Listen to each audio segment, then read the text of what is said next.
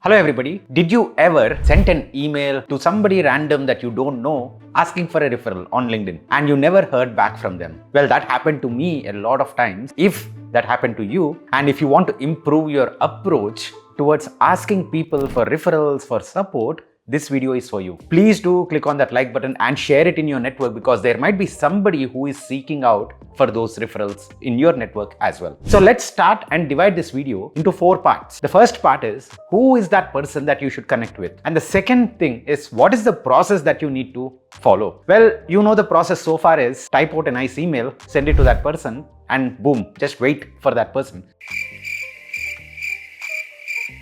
If that person doesn't respond, follow up, send another email or another email. That's it. But no, we'll actually talk through a process. Number 3 is let's also look at a sample email that you can send to any of these cold contacts in your network. And number 4, and the most important thing, just hold on till the end. So let's start with who should you approach? This is the $1 million question, right? You might say that, hey Pavan, I reached out to everybody on LinkedIn, but nobody has responded back. Why is that happening to me? Even I actually purchased the premium account. Well, there are 3 to 4 categories of people where your odds of receiving a response will definitely increase. And the first category is somebody who has probably a little bit more experience than you. Let's say 1 or 2 years more experience than you. That's it. If you are a fresher, if you have 2 years experience, 3 years experience, sending an email to somebody with 20-25 years experience just doesn't work. There are too many people at your level who are trying to reach to that person. Put it bluntly, we are cockroaches to the people who are probably way above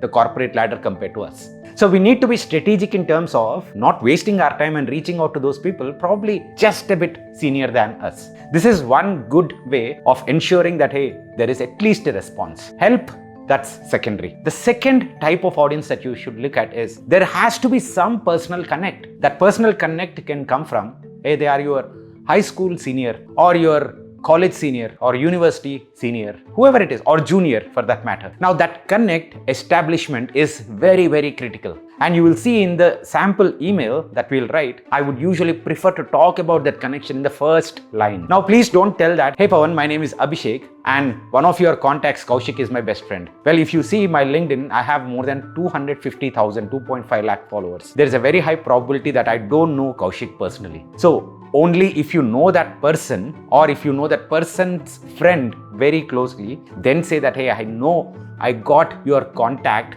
from Kaushik. That is a better way of establishing the connect. Another organic way is whatever is your target company, you have to go start doing a lot of reading. And once you start reading, you will find the authors at the bottom of that article. Again, if that article author has 10 years, 20 years experience more than you, don't even bother. Go look for another article. Or if that article also has a few more names who have comparatively similar experience to you, go ping them and say that, hey, your article was fantastic. That is another way. Now, the fourth and the most blunt way is end of the day, if I'm being brutally honest, this is still a volumes game. You establish everything, you know that person, but still sometimes it might fall through the cracks. You can't blame yourself. So you have to reach out in volumes. The target profiling who you want to reach out to will make your odds only better. That's all I can say. So you still have to go ahead and chase or rather reach out to a lot of people.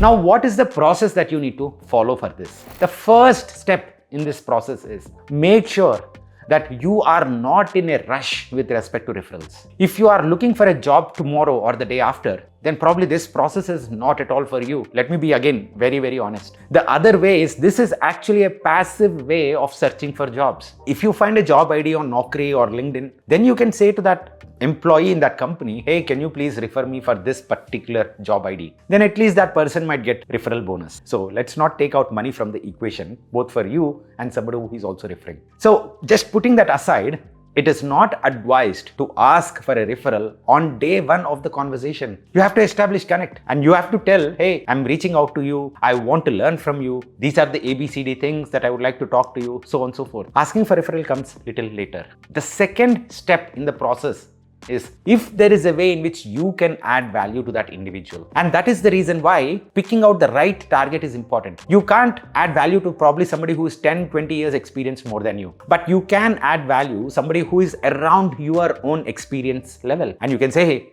I can refer you to my company if you want. And also, I'm building a side project and I would love to have a word about you regarding that and get your opinion on that. Or I have a lot of free time, I can support you. So value add need not be just about some theoretical learning. It could be about practical real-time experiments that you should be conducting. Now, then if the conversation moves forward, probably the third, fourth, fifth time is when you ask for, is there a chance of referral? That's it. There is no force. Nobody should be forced to give a referral.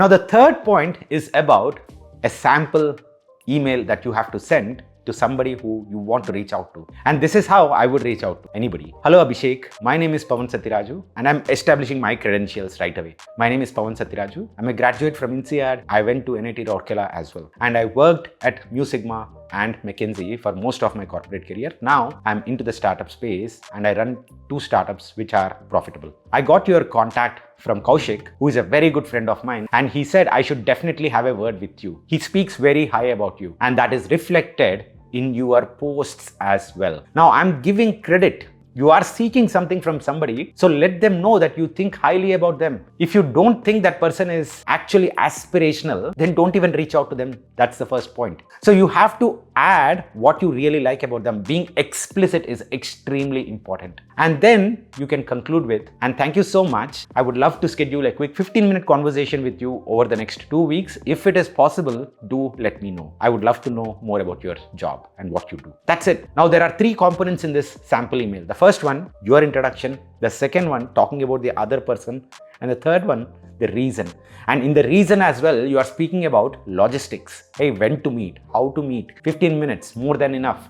Next 2 weeks. You are making the logistics clear so that it's an answer yes or no. No is also better for you because you don't waste your time sending another email on top of that. So this is how you have to send a sample email, and this is how you need to send an email. And the fourth and the most important point, I briefly touched about it. But let me tell you, value addition to other person is of utmost importance. This cannot be a one-way transaction. You cannot say, I'll go ask for a referral. Anyways, that person might receive a referral bonus. So what else do they need? But there are so many other people as well reaching out to that person. There is no lack of competition in India. Please understand that. And then you have to go ahead and start adding value. This is the biggest conflict point for a lot of us. How can I add value for somebody else? What am I good at? Now I'll tell you how you can add value to me, for example. Mine is the case which I can talk about, right? I do a lot of videos around artificial intelligence. I do a lot of videos around upskilling. You might say that, hey Pavan, these are the 5 courses that I came across on Gen AI and all of them are free, and I believe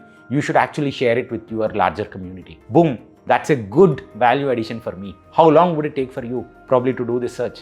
1 hour, and you will get a response from me. Yes, trust me. Now this is all about asking for a referral. You just can't send an email and pray to the God that, hey, why is that other person not responding to me? Am I such a bad individual? You are neither bad nor good, right? In the corporate world, it is all about give and take. If you are adding value, the other person will be also interested in adding value to you. That's all I want to say, guys. Thank you so much. If this video adds value to you, please do add value by sending it to others as well in your network. See you again in the next one. Bye-bye.